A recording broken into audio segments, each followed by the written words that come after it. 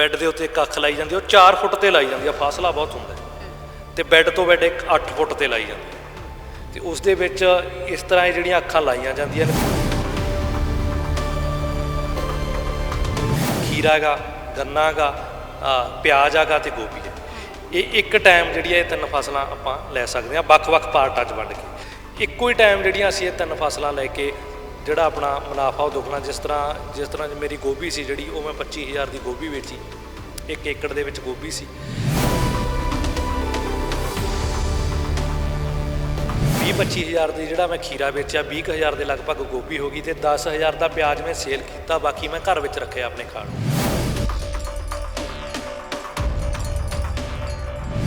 ਤੀਜੇ ਸਾਲ ਜਾ ਕੇ ਜਿਹੜਾ ਝਾੜ ਹੈ ਉਹ ਸਹੀ ਆਉਣ ਲੱਗਦਾ, 1-2 ਸਾਲ ਜਿਹੜਾ ਝਾੜ ਉਹ ਘਟਦਾ ਸ਼ੁਰੂ ਹੋ ਜਾਂਦਾ। ਜਿਹੜੇ ਵੀਰ ਇਹ ਕਹਿੰਦੇ ਨੇ ਵੀ ਇਹ ਪਾਸ ਨਹੀਂ ਹੋਇਆ, ਉਹ ਤਕਨੀਕ ਦੂਜੀ ਅਪਣਾਉਂਦੇ ਨੇ। ਮੈਂ ਉਹ ਤਕਨੀਕ ਅਪਣਾ ਕੇ ਨਹੀਂ ਦੇਖੀ। ਜਿਹੜਾ ਮੈਂ ਤਕਨੀਕ ਤੋਂ ਸ਼ੁਰੂ ਕੀਤਾ ਸੀ, ਮੈਂ ਉਹ ASR ਵਿਧੀ ਤੋਂ ਹੀ ਫਗਵਾੜਾ ਗੁੱਡ ਗਰੋ ਤਕਨੀਕ ਨਾਲ ਸ਼ੁਰੂ ਕੀਤਾ ਸੀ।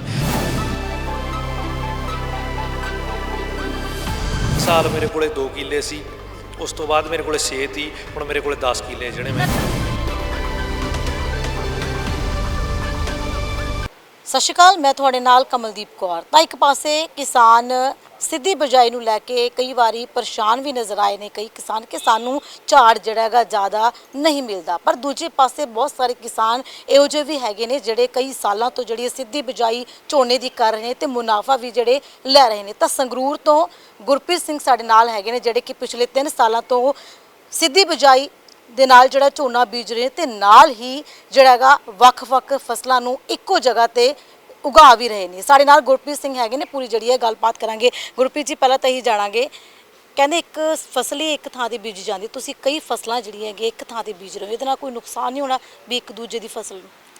ਨਹੀਂ ਜੀ, ਜਿਹੜੀ ਅਸੀਂ ਇਹ Phagwara good grow cropping system ਦੇ ਨਾਲ ਜਿਹੜਾ ਅਸੀਂ ਇਹ ਬੀਜਦੇ ਹਾਂ, ਅਸੀਂ ਇਹ ਇੱਕ ਬੈੱਡ ਬਣਾਉਂਦੇ ਹਾਂ, 4 ਫੁੱਟ ਦਾ ਬੈੱਡ ਹੁੰਦਾ ਤੇ ਅਸੀਂ ਇੱਕ ਜਿਹੜੇ ਗੰਨੇ ਦੀ ਟੋਟੇ ਕਰਦੇ ਹਾਂ, ਜਿਹੜੀ ਇੱਕ ਅੱਖ ਹੁੰਦੀ ਹੈ ਗੰਨੇ ਦੀ, ਛੋਟੀ ਜੀ ਹੁੰਦੀ ਹੈ, ਉਹਦੇ ਨਾਲ ਕੀ ਹੁੰਦਾ, ਨਾਲੇ ਤਾਂ ਸਾਡਾ ਜਿਹੜਾ ਬੀਜ ਆ ਉਹ ਬਹੁਤ ਘੱਟ ਪੈਂਦਾ, ਕਿਉਂਕਿ ਜਦੋਂ ਕਿਸਾਨ ਦੀ ਜੇਬ 'ਚ ਇੱਕ ਤਾਂ ਪੈਸਾ ਨਹੀਂ ਹੈਗਾ, ਇੱਕ ਉਹਨੇ ਜਿਹੜਾ ਬੀਜ ਤੇ ਸਾਰੇ ਪੈਸੇ ਬੀਜ ਤੇ ਲਾਤੇ, ਕਿਤੇ ਫੜ ਧੜ ਕੇ ਜਿਹੜੇ ਵੀ ਪੈਸੇ ਉਹਨੇ ਲਾਏ ਨੇ ਉਹ 'ਤੇ ਵਿਆਜ ਪੈਣਾ ਸ਼ੁਰੂ ਹੋ ਜਾਂਦਾ ਤੇ ਜਿਹੜਾ ਕਿਸਾਨ ਉਹ ਪਹਿਲਾਂ ਹੀ ਕਮਜ਼ੋਰ ਹੋਣਾ ਸ਼ੁਰੂ ਹੋ ਜਾਂਦਾ।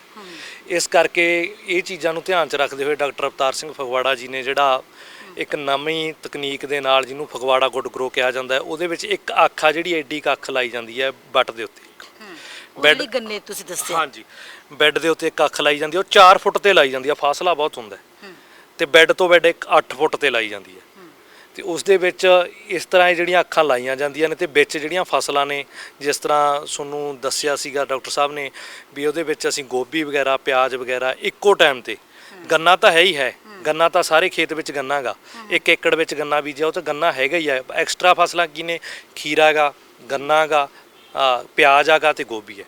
ਇਹ ਇੱਕ ਟਾਈਮ ਜਿਹੜੀ ਹੈ ਇਹ 3 ਫਸਲਾਂ ਆਪਾਂ ਲੈ ਸਕਦੇ ਹਾਂ ਵੱਖ-ਵੱਖ ਪਾਰਟਾਂ 'ਚ ਵੰਡ ਕੇ। ਕਿਸ ਤਰ੍ਹਾਂ ਹੁਣ ਬਾਈ ਜੀ ਪਾਣੀ ਦੀ ਵੀ ਲੋੜ ਪੈਂਦੀ ਹੈ ਫਸਲਾਂ ਨੂੰ, ਹਨਾ, ਤੇ ਉਸ ਤੋਂ ਬਾਅਦ ਇਹ ਤਾਂ ਨਹੀਂ ਹੈਗਾ ਵੀ ਇੱਕ ਫਸਲ ਨੂੰ ਜ਼ਿਆਦਾ ਚਾਹੀਦਾ ਹੁੰਦਾ ਪਾਣੀ, ਇੱਕ ਨੂੰ ਘੱਟ ਦੀ ਲੋੜ ਆ, ਤਾਂ ਇਹਦੇ ਨਾਲ ਕੋਈ ਫਰਕ ਨਹੀਂ ਪੈਂਦਾ ਇੱਕ ਦੂਜੀ ਫਸਲ ਨੂੰ? ਨਹੀਂ ਜੀ, ਇਹਦੇ ਨਾਲ ਕੋਈ ਫਰਕ ਨਹੀਂ ਪੈਂਦਾ, ਕਿਉਂਕਿ ਜਿਹੜਾ ਪਾਣੀ ਹੈਗਾ ਪ੍ਰਮਾਤਮਾ ਨੇ ਆਪਣੇ ਸੁਭਾਅ ਮੁਤਾਬਕ ਉਹ ਨੀਵਾਂ ਰੱਖਿਆ। ਉਹ ਪਾਣੀ ਦੀ ਸਾਨੂੰ ਸੇਮ ਹੀ ਬਹੁਤ ਜ਼ਰੂਰੀ ਹੈ। ਜਦੋਂ ਅਸੀਂ ਜ਼ਿਆਦਾ ਮਾਤਰਾ ਵਿੱਚ ਪਾਣੀ ਲਾਉਂਦੇ ਹਾਂ ਤਾਂ ਉਹ ਫਸਲ ਦਾ ਨੁਕਸਾਨ ਕਰਦੇ ਨੇ। ਹਰ ਇੱਕ ਚੀਜ਼ ਨੂੰ ਜਿਹੜੀ ਆ ਫਸਲ ਨੂੰ ਉਹ ਸੇਮ ਜ਼ਰੂਰੀ ਹੈ। ਇਸ ਕਰਕੇ ਉਨੀ ਕੁ ਬੈੱਡ ਦੇ ਹਿਸਾਬ ਨਾਲ ਜਿਹੜਾ ਉੱਚਾ ਵੀ ਬਣਾਇਆ ਹੁੰਦਾ ਬੈੱਡ, ਉਨੀ ਕੁ ਸੇਮ ਚੜ੍ਹਦੀ ਹੈ ਤੇ ਸਾਰੇ ਜਿਹੜੇ ਬੂਟੇ ਆ ਉਹਨਾਂ ਨੂੰ ਪਾਣੀ ਆ ਜਿਹੜਾ ਬੈੱਡ ਦੇ ਵਿੱਚੋਂ ਮਿਲ ਜਾਂਦਾ। ਇਸ ਤਰ੍ਹਾਂ ਇਹ ਜਿਹੜਾ ਸਾਰਾ ਅਸੀਂ ਉਗਾ ਰਹੇ ਹਾਂਗੇ। ਇੱਕੋ ਹੀ ਟਾਈਮ ਜਿਹੜੀਆਂ ਅਸੀਂ ਇਹ 3 ਫਸਲਾਂ ਲੈ ਕੇ ਜਿਹੜਾ ਆਪਣਾ ਮੁਨਾਫਾ ਉਹ ਦੁੱਗਣਾ, ਜਿਸ ਤਰ੍ਹਾਂ ਮੇਰੀ ਗੋਭੀ ਸੀ ਜਿਹੜੀ ਉਹ ਮੈਂ 25,000 ਦੀ ਗੋਭੀ ਵੇਚੀ, 1 ਏਕੜ ਦੇ ਵਿੱਚ ਗੋਭੀ ਸੀ।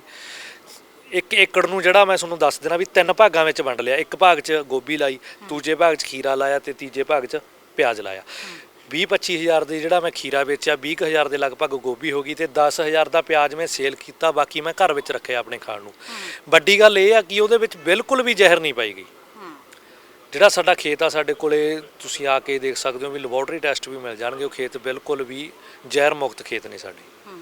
ਇਹਦੇ ਵਿੱਚ ਕੀ ਹੁੰਦਾ, ਲੋਕਾਂ ਦੇ ਮਨ ਵਿੱਚ ਇੱਕ ਸਵਾਲ ਜ਼ਰੂਰ ਪੈਦਾ ਹੁੰਦਾ ਹੈ ਵੀ ਜੇ ਰੇਹ ਨਾ ਪਾਇਆ ਤਾਂ ਸਾਡਾ ਜਿਹੜਾ ਝਾੜ ਹੈ ਉਹ ਘਟ ਜਾਣਾ। ਇਹ ਗੱਲ ਠੀਕ ਹੈ ਬਿਲਕੁਲ। ਇਹ ਤੀਜੇ ਸਾਲ ਜਾ ਕੇ ਜਿਹੜਾ ਝਾੜ ਹੈ ਉਹ ਸਹੀ ਆਉਣ ਲੱਗਦਾ, 1-2 ਸਾਲ ਜਿਹੜਾ ਝਾੜ ਉਹ ਘਟਦਾ ਸ਼ੁਰੂ ਹੋ ਜਾਂਦਾ, ਹੌਲੀ ਰਿਜ਼ਲਟ ਮਿਲਣੇ ਸ਼ੁਰੂ ਹੋ ਜਾਂਦੇ। ਤੇ ਇਹਦੇ ਵਿੱਚ ਇੱਕ ਤਾਂ ਵਾਤਾਵਰਨ ਆ ਜਿਹੜਾ ਆਪਾਂ ਬਾਬੇ ਨਾਨਕ ਦੀ ਬਾਣੀ ਜਿਹੜੇ ਆਪਾਂ ਸਿੱਖ ਕਹਾਉਣ ਵਾਲੇ ਲੋਕ ਆ, ਕੋਈ ਵੀ ਮਾਨਵਤਾ ਦੇ ਲੋਕ ਆ, ਪਾਵਨ ਗੁਰੂ ਪਾਣੀ ਪਿਤਾ ਦਾ ਸਿਧਾਂਤ ਆ ਜਿਹੜਾ ਉਹ ਕਿਸ ਤਰ੍ਹਾਂ ਆਪਾਂ ਪਾਣੀ ਬਚਾਈਏ, ਕਿਸ ਤਰ੍ਹਾਂ ਆਪਾਂ ਜਿਹੜੀ ਹਵਾ ਅੱਗ ਲਾ ਜਿਸ ਤਰ੍ਹਾਂ ਆਪਾਂ ਪਰਾਲੀ ਫੂਕੀ ਜਾਂਦੇ ਆਂਗੇ, ਉਹ ਸਾਰਾ ਕੁਝ ਅਸੀਂ ਜ਼ਮੀਨ ਵਿੱਚ ਵਾਹ ਕੇ ਉਹ ਤੋਂ ਰੇਹ ਦਾ ਕੰਮ ਜਿਹੜਾ ਅਸੀਂ ਲੈ ਸਕਦੇ ਹਾਂ। ਕਦੋਂ ਤੋਂ ਜਿਹੜੀਆਂ ਇਕੱਠੀਆਂ ਸਬਜ਼ੀਆਂ ਤੁਸੀਂ ਉਗਾ ਰਹੇ ਹੋ, ਤੁਸੀਂ ਗੱਲ ਕਰਿਓ ਇਕੱਠੀਆਂ ਫਸਲਾਂ ਜਿਹੜੀਆਂ ਹੈਗੀਆਂ ਤੁਸੀਂ ਉਗਾ ਰਹੇ, ਕਦੋਂ ਤੋਂ ਇਹ ਸ਼ੁਰੂ ਕੀਤਾ ਹੈ? ਇਹ ਤੁਸੀਂ ਕਰ ਰਹੇ ਹੋ ਜਾਂ ਫਿਰ ਹੋਰ ਵੀ ਆਸੇ-ਪਾਸੇ ਤੁਸੀਂ ਇਹ ਜੀ ਕੋਈ ਟੈਕਨੀਕ ਦੇਖੀ ਹੈ? ਇਹ ਜੀ ਪਹਿਲਾਂ ਮੈਂ ਫਗਵਾੜਾ ਗੁੱਡ ਗਰੋ ਸਿਸਟਮ ਤੇ ਜੂਮ ਕਲਾ ਤੇ ਜਿਹੜਾ ਇਹਨਾਂ ਦਾ ਇੱਕ ਸਿਸਟਮ ਚੱਲਦਾ ਹੈ, ਹਰ ਹਫ਼ਤੇ ਦੇ ਵਿੱਚ 2 ਦਿਨ ਇਹ ਜੂਮ ਤੇ ਫੋਨ ਦੇ ਉੱਤੇ ਜੂਮ ਸੈਮੀਨਾਰ ਕਰਦੇ ਨੇ। ਉੱਥੋਂ ਮੈਂ ਇਹਨਾਂ ਨਾਲ ਜੁੜਿਆ ਤੇ ਮੈਂ ਦੇਖ ਕੇ ਮੈਂ ਥੋੜਾ ਅੱਧੇ ਕਿੱਲੇ ਤੋਂ ਸਟਾਰਟ ਕੀਤਾ। ਮਨ ਵਿੱਚ ਆਇਆ ਵੀ ਕਿਤੇ ਘਾਟਾ ਵੀ ਨਾ ਪੈ ਜੇ, ਕਿਤੇ ਨੁਕਸਾਨ ਨਾ ਹੋ ਜੇ, ਉਹੀ ਕਮਾਉਣੇ ਆ ਉਹੀ ਖਾਂਦੇ ਆ, ਇਸ ਕਰਕੇ ਪਹਿਲਾਂ ਥੋੜੇ ਲੈਵਲ ਤੋਂ ਸਟਾਰਟ ਕੀਤਾ। ਜੇ ਮੈਨੂੰ ਮੁਨਾਫਾ ਆਉਣਾ ਸ਼ੁਰੂ ਹੋਇਆ ਤਾਂ ਮੈਂ ਅੱਗੇ ਵਧਿਆ। ਝੋਨੇ ਦੀ ਤੁਸੀਂ ਕਿਹਾ ਵੀ ਸਿੱਧੀ ਬਿਜਾਈ ਤੁਸੀਂ 3 ਸਾਲਾਂ ਤੋਂ ਕਰ ਰਹੇ ਹੋ ਹਨਾ, ਕਿ ਹੁਣ ਵੀ ਸਰਕਾਰ ਨੇ ਵੀ ਕਿਹਾ ਸੀਗਾ ਕਿ ਸਿੱਧੀ ਬਿਜਾਈ ਕਰੋ ਹਨਾ, ਤੁਹਾਨੂੰ ਫਾਇਦਾ ਹੋਏਗਾ, ਪਰ ਬਹੁਤ ਸਾਰੇ ਕਿਸਾਨ ਕਹਿੰਦੇ ਆ ਸਾਡਾ ਝਾੜ ਘੱਟ ਹੋਇਆ। ਕੀ ਕਾਰਨ ਇਹਦੇ ਪਿੱਛੇ? ਇਹ ਕਾਰਨ ਵਿਧੀ ਦਾ ਕਾਰਨ ਆ ਜੀ। ਇਹ ਜਿਹੜਾ ਹੁਣ ਆਪਾਂ ਤਕਨੀਕ ਹੈ ਇਹਦਾ ਬਹੁਤ ਜਿਹੜਾ ਅਸਰ ਪੈਂਦਾ ਹੈ। ਜਿਵੇਂ ASR ਵਿਧੀ ਹੈ, ਇਹਦੇ ਵਿੱਚ ਕੀ ਹੁੰਦਾ, ਜਿਸ ਤਰ੍ਹਾਂ ਆਪਾਂ ਕਣਕ ਵੱਢ ਲਈ, ਉਹ ਕਣਕ ਦੇ ਉੱਪਰ ਆਪਾਂ 6 ਵਾਰ ਸੁਹਾਗੇ ਮਾਰ ਦਿੰਦੇ ਨੇ, ਅੱਗ ਨਹੀਂ ਲਾਉਣੀ ਵਾਹਣ ਨੂੰ, ਨਾ ਵਾਹੁਣਾਗਾ, ਉਹਦੇ ਉੱਤੇ ਸੁਹਾਗੇ ਮਾਰ ਕੇ 6 ਵਾਰ, ਉਸ ਤੋਂ ਬਾਅਦ ਉਹਦੀ ਬਿਜਾਈ ਕਰ ਦੇਣੀ ਆ ਤੇ ਉੱਪਰ ਫੇਰ 2 ਵਾਰ ਸੁਹਾਗੇ ਮਾਰ ਜਾਣਗੇ। ਇਹਦੇ ਵਿੱਚ ਇੱਕ ਤਾਂ ਆਪਣਾ ਜਿਹੜਾ ਡੀਜ਼ਲ ਬਚ ਗਿਆ, ਨੰਬਰ 2 ਜਿਹੜੀ ਆਪਾਂ ਲਵਾਈ ਆ ਗਈ 6000 ਜਿਹੜਾ ਕਿੱਲੇ ਦਾ ਚੱਲਦਾ, ਕਿਤੇ 7 ਵੀ ਚੱਲਦਾ, ਕਿਤੇ 5 ਵੀ ਚੱਲਦਾ, ਅੱਡੋ ਅੱਡੀ ਆ, ਤੇ 5-6 ਹਜ਼ਾਰ ਰੁਪਇਆ ਸਾਡਾ ਉਹ ਬਚ ਗਿਆ। ਉਹ ਪਹਿਲਾਂ ਹੀ ਸਾਨੂੰ 5-7 ਹਜ਼ਾਰ ਦਾ ਜਿਹੜਾ ਮੁਨਾਫਾ ਹੋ ਗਿਆ। ਜਿਹੜੇ ਵੀਰ ਇਹ ਕਹਿੰਦੇ ਨੇ ਵੀ ਇਹ ਪਾਸ ਨਹੀਂ ਹੋਇਆ, ਉਹ ਤਕਨੀਕ ਦੂਜੀ ਅਪਣਾਉਂਦੇ ਨੇ। ਮੈਂ ਉਹ ਤਕਨੀਕ ਅਪਣਾ ਕੇ ਨਹੀਂ ਦੇਖੀ। ਜਿਹੜਾ ਮੈਂ ਤਕਨੀਕ ਤੋਂ ਸ਼ੁਰੂ ਕੀਤਾ ਸੀ, ਮੈਂ ਉਹ ASR ਵਿਧੀ ਤੋਂ ਹੀ ਫਗਵਾੜਾ ਗੁੱਡ ਗਰੋ ਤਕਨੀਕ ਨਾਲ ਸ਼ੁਰੂ ਕੀਤਾ ਸੀ। 3 ਸਾਲਾਂ ਤੋਂ ਹੀ ਮੈਂ ਜਿਹੜਾ ਰਕਬਾ ਵਧਾਉਂਦਾ ਜਾ ਰਿਹਾ।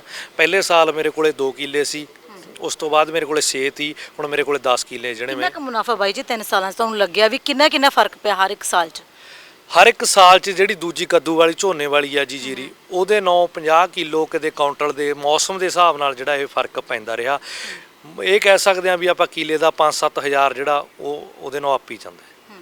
ਜਿਵੇਂ ਤੁਸੀਂ ਗੱਲ ਕੀਤੀ ਕਿ ਪਰਾਲੀ ਨੂੰ ਹਨਾ, ਤੁਸੀਂ ਕਹਿੰਦੇ ਵਿੱਚ ਹੀ ਸੁਹਾਗਾ ਮਾਰ ਕੇ 6-7 ਵਾਰੀ ਵਾਹ ਦੋ ਹਨਾ, ਇਹ ਬਾਕੀ ਕਿਸਾਨਾਂ ਨੂੰ ਕਿਉਂ ਨਹੀਂ ਸਮਝ ਆਉਂਦਾ, ਕਿਉਂ ਫਿਰ ਪਰਾਲੀ ਨੂੰ ਅੱਗ ਲਾਉਂਦੇ ਨੇ? ਕਿਉਂਕਿ ਇਹ ਜਿਹੜਾ ਸਾਡੇ ਦਿਮਾਗ ਵਿੱਚ ਲੰਬੇ ਸਮੇਂ ਤੋਂ ਇਹ ਦਿਮਾਗ ਵਿੱਚ ਗੱਲ ਬੈਠ ਗਈ ਵੀ ਜੇ ਪਰਾਲੀ ਨੂੰ ਅੱਗ ਨਾ ਲਾਈ ਤਾਂ ਸ਼ਾਇਦ ਸੁੰਡ ਲੱਗ ਜਾਣਾ ਹੈ, ਸ਼ਾਇਦ ਆਹ ਹੋ ਜਾਣਾ, ਬਾਹ ਹੋ ਜਾਣਾ ਹੈ, ਵੀ ਇਹ ਜ਼ਮੀਨ ਆ ਜਿਹੜੀ ਇਹ ਜਿਹੜਾ ਬੀਜ ਆ ਉਹ ਸਹੀ ਨਹੀਂ ਉੱਗਣਾ। ਕਿਉਂਕਿ ਅਸੀਂ ਦੇਖਿਆ ਨਹੀਂ ਨਾ ਕਦੇ। ਹੁਣ ਜਿਹੜੇ ਮੇਰੇ ਪਿੰਡ ਦੇ ਲੋਕ ਦੇਖਦੇ ਨੇ, ਮੈਨੂੰ ਆ ਕੇ ਦੇਖਦੇ ਨੇ, ਉਹਨਾਂ ਨੇ ਕੰਮ ਕਰਨਾ ਸ਼ੁਰੂ ਕਰ ਦਿੱਤਾ। ਜਿਸ ਤਰ੍ਹਾਂ ਡਾਕਟਰ ਸਾਹਿਬ ਨੇ ਵੀ ਦੱਸਿਆ ਸੀ ਵੀ ਜੇ ਲੋਕ ਅੱਖੀ ਦੇਖੇ ਤੇ ਯਕੀਨ ਜ਼ਿਆਦਾ ਕਰਦੇ ਨੇ ਤੇ ਗੱਲਾਂ ਸੁਣਨ ਨਾਲ ਘੱਟ ਕਰਦੇ ਨੇ। ਇਸ ਤੇ ਬਾਵਜੂਦ ਹੀ ਜਿਹੜੇ 550 ਸੈਂਟਰ ਜਿਹੜੇ ਅੱਡੋ ਅੱਡ ਇਲਾਕਿਆਂ ਵਿੱਚ ਖੋਲ੍ਹੇ ਜਾਣਗੇ ਤੇ ਲੋਕ ਦੇਖ ਕੇ ਜਿਹੜਾ ਉਹ ਇਹ ਤਕਨੀਕ ਨੂੰ ਅਪਣਾਉਣਗੇ। ਤੁਸੀਂ ਫਿਰ ਬਾਕੀ ਕਿਸਾਨਾਂ ਨੂੰ ਵੀ ਜਾਗਰੂਕ ਕਰਨਾ ਹੋਵੇਗਾ, ਉਹਨਾਂ ਨੂੰ ਸਮਝਾਉਣਾ। ਕੋਈ ਹੈ ਤੁਹਾਡੇ ਵੱਲੋਂ ਕੁਝ ਬਣਾਇਆ ਜਾਂ ਕੋਈ ਟੀਮ ਜਾਂ ਕੋਈ ਸੈਮੀਨਾਰ ਜਾਂ ਕੋਈ ਤੁਸੀਂ ਕੋਈ ਕੈਂਪ ਵਗੈਰਾ ਲਾਉਣਾ ਚਾਹੁੰਦੇ ਹੋ ਬਾਕੀ ਕਿਸਾਨਾਂ ਤੱਕ ਵੀ ਅਸੀਂ ਆਪਣੀ ਟੈਕਨੀਕ ਨੂੰ ਪਹੁੰਚਾਈਏ? ਹਾਂਜੀ, ਹੁਣ ਜਿਹੜਾ ਕੈਂਪ ਆ ਫੂਲਕਾ ਸਾਹਿਬ ਅੱਜ ਲੀਕਣਗੇ, ਉਹ ਮੇਰੇ ਖੇਤ ਵਿੱਚ ਹੀ ਲੱਗਣਾ। ਜਿਹੜਾ ਸਾਰਾ ਹੀ ਕੈਂਪ ਉਹਦੇ ਵਿੱਚ ਫਸਲਾਂ ਦੇਖੀਆਂ ਜਾਣਗੀਆਂ ਤੇ ਵੱਖ-ਵੱਖ ਲੋਕਾਂ ਨੂੰ ਸੱਦੇ ਦਿੱਤੇ ਜਾਣਗੇ ਤੇ ਪਹੁੰਚਣਗੇ। ਮੀਡੀਆ ਦੇ ਵੀਰ ਵੀ ਜਿਹੜੇ ਨੇ ਉਹ ਵੀ ਪਹੁੰਚਣਗੇ ਉੱਥੇ, ਤੇ ਫਿਰ ਇਹ ਗੱਲ ਜਦੋਂ ਲੋਕਾਂ ਤੱਕ ਜਾਊਗੀ ਫਿਰ ਇਹ ਲੋਕਾਂ 'ਚ ਅਵੇਅਰਨੈਸ ਆ ਜਿਹੜੀ ਜਾਊਗੀ। ਹੁਣ ਤੱਕ ਇਹ ਗੱਲ ਲੋਕਾਂ ਤੱਕ ਛੋਟੇ ਪੱਧਰ ਤੇ ਆਪਾਂ ਕਹਿ ਦਈਏ ਪਹੁੰਚੀ ਨਹੀਂ ਸੀ, ਮੀਡੀਆ 'ਚ ਜ਼ਿਆਦਾ ਇਹ ਲੋਕਾਂ ਨੂੰ ਨਹੀਂ ਸੀ ਪਤਾ ਲੱਗਿਆ। ਹੁਣ ਜਿਸ ਤਰ੍ਹਾਂ ਆਪ ਜੀ ਨੇ ਬਹੁਤ ਸਾਥ ਦਿੱਤਾ, ਵੱਖ-ਵੱਖ ਮੀਡੀਆ ਵਾਲੇ ਵੀਰਾਂ ਨੇ ਸਾਡਾ ਸੰਯੋਗ ਕੀਤਾ, ਇਹ ਗੱਲ ਵੱਡੇ ਲੈਵਲ ਤੇ ਜਾਊਗੀ ਤੇ ਲੋਕ ਜਿਹੜਾ ਮੇਰਾ ਖੇਤ ਦੇਖਣ ਆਉਣਗੇ, ਵੱਖ-ਵੱਖ ਹੋਰ ਵੀ ਖੇਤ ਆਪਦੇ ਏਰੀਆ 'ਚ ਦੇਖਣ ਆਉਣਗੇ ਤਾਂ ਲੋਕਾਂ ਨੂੰ ਇਹ ਗੱਲ ਦਾ ਪਤਾ ਲੱਗੂ। ਬਹੁਤ ਸਾਰੇ ਲੋਕ ਬਾਈ ਜੀ ਹਜੇ ਵੀ ਜਿਹੜੇ ਪਿੰਡਾਂ ਦੇ ਵਿੱਚ ਬੈਠੇ ਨੇ, ਜਿਨ੍ਹਾਂ ਨੂੰ ਹਜੇ ਨਹੀਂ ਫੋਨ ਚਲਾਉਣੇ ਆਉਂਦੇ ਹਨਾ, ਉਹ ਨਾ ਮੀਡੀਆ ਤੋਂ ਬਹੁਤ ਦੂਰ ਹੈਗੇ ਨੇ। ਇਸ ਕਰਕੇ ਉਹਨਾਂ ਨੂੰ ਫਿਰ ਤੁਸੀਂ ਕਿਵੇਂ ਜਾਗਰੂਕ ਕਰੋਗੇ? ਉਹਨਾਂ ਨੂੰ ਜਾਗਰੂਕ ਕਰਨ ਦੇ ਲਈ ਜੀ ਅਸੀਂ ਪਿੰਡਾਂ ਪਿੰਡੀ ਲੌਸਮੈਂਟ ਵੀ ਕਰਵਾਵਾਂਗੇ ਤੇ ਜਿਹੜਾ ਕੈਂਪ ਮੇਰੇ ਖੇਤ ਵਿੱਚ ਰੱਖਣ ਦਾ ਜਿਹੜਾ ਇਹਨਾਂ ਦਾ ਮਕਸਦ ਆ ਇਹੀ ਹੈ ਵੀ ਜਿਹੜੇ ਲੋਕ ਨਹੀਂ ਉੱਠ ਸਕਦੇ, ਨਹੀਂ ਬਾਹਲਾ ਤੁਰ ਫਿਰ ਸਕਦੇ, ਕਈਆਂ ਨੂੰ ਹੁਣ ਮੋਟਰਸਾਈਕਲ ਸਕੂਟਰ ਨਹੀਂ ਚਲਾਉਣੇ ਆਉਂਦੇ, ਤੇ ਉਹਨਾਂ ਨੂੰ ਜਦੋਂ ਆਪਣਾ ਪਿੰਡ ਵਿੱਚ ਪ੍ਰੋਗਰਾਮ ਹੁੰਦਾ ਤਾਂ ਉਹ ਤੁਰ ਕੇ ਵੀ ਆ ਜਾਂਦੇ ਨੇ। ਇਸ ਕਰਕੇ ਉਹ ਆਪਣਾ ਜਿਹੜਾ ਪ੍ਰੋਗਰਾਮ ਰੱਖਣ ਦਾ ਮਕਸਦ ਹੀ ਇਹੀ ਆ ਵੀ ਲੋਕ ਆ ਕੇ ਦੇਖਣਗੇ ਤੇ ਅਵੇਅਰਨੈਸ ਹੋਣਗੇ। ਧੰਨਵਾਦ ਜੀ ਗੱਲ ਕਰਨ ਲਈ। ਤਾਂ ਸਨ ਨੌਜਵਾਨ ਗੁਰਪ੍ਰੀਤ ਸਿੰਘ ਜਿਹੜੇ ਕਿ ਸੰਗਰੂਰ ਦੇ ਰਹਿਣ ਵਾਲੇ ਹੈਗੇ ਨੇ, ਤਾਂ 3 ਸਾਲਾਂ ਤੋਂ ਝੋਨਾ ਜਿਹੜਾ ਹੈਗਾ ਝੋਨੇ ਦੀ ਸਿੱਧੀ ਬਿਜਾਈ ਕਰ ਰਹੇ ਤੇ ਕਹਿੰਦੇ ਮੁਨਾਫਾ ਵੀ ਸਾਨੂੰ ਹੋ ਰਿਹਾ। ਤਾਂ ਬਾਕੀ ਕਿਸਾਨਾਂ ਵੀ ਇਹ ਅਪੀਲ ਕਰ ਰਹੇ ਨੇ ਕਿ ਤੁਸੀਂ ਸਿੱਧੀ ਬਿਜਾਈ ਕਰੋ, ਕਿਉਂਕਿ ਉਸ ਨਾਲ ਤੁਹਾਨੂੰ ਮੁਨਾਫਾ ਹੋਏਗਾ, ਰਿਜ਼ਲਟ ਆਏਗਾ, ਭਾਵੇਂ ਹੌਲੀ ਹੌਲੀ ਆਵੇ। ਕੈਮਰਾਮੈਨ ਸੁਨੀਲ ਦੇ ਨਾਲ ਕਮਲਦੀਪ ਕੌਰ, ਚੰਡੀਗੜ੍ਹ।